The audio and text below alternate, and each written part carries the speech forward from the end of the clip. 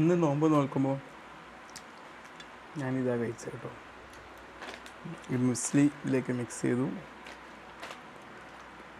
അതിലേക്ക് പാൽ വെച്ചു,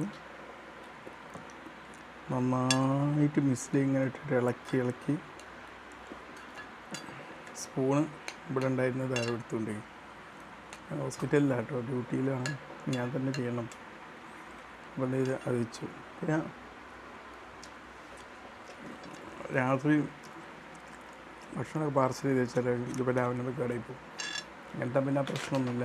നമുക്ക് വേണ്ട എല്ലാ ന്യൂട്രിയൻസ് കിട്ടും. കാർബോഹൈഡ്രേറ്റ്, ഫാറ്റ്, പ്രോട്ടീന് ഒക്കെ ഉണ്ട്, എല്ലാം കിട്ടും. അപ്പോൾ ഹെൽത്തിന് സഫർ ചെയ്യില്ല. ചിലവർ വലുത് കുറച്ച് കോസ്റ്റ് കൂടുതലാണെന്നൊക്കെ പറയാം. ഒരു ബിരിയാണി കോസ്റ്റ് അങ്ങനെ അത്ര എന്തായാലും ആവില്ല. കോസ്റ്റ് എഫക്റ്റീവുമാണ്. ചിലവരുടെ വിശ്വാസം എന്ന് വെച്ചാൽ വയറങ്ങോട്ട് നിറച്ച് ഫില്ല് ചെയ്യണം. നമ്മൾ ബഹിരാകാശ സഞ്ചാരികളൊക്കെ നോക്കി ഒരു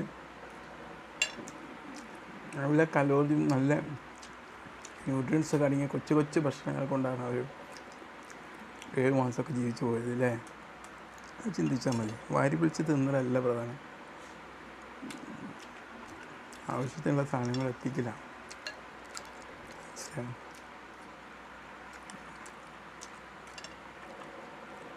അതിലെല്ലാം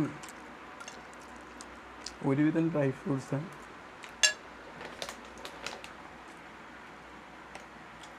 പന്ത്രണ്ട് തൊട്ട് 10 ഫ്രൂട്ട്സ്, നട്ട്സ്, സീഡ്സ് ഒക്കെ ഉണ്ടതാ.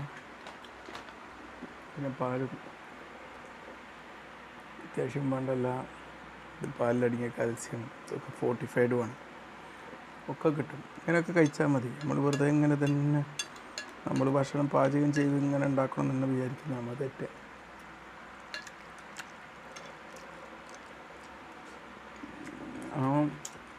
സ്പൂണ് പോയിച്ച് അങ്ങനെ കഴിക്കണം നിർബന്ധമൊന്നുമില്ല.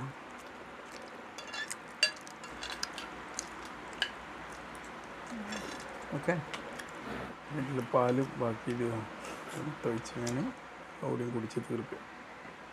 ഇന്നത്തെ എൻ്റെ നോമ്പ് തോൽക്കൽ റെഡി.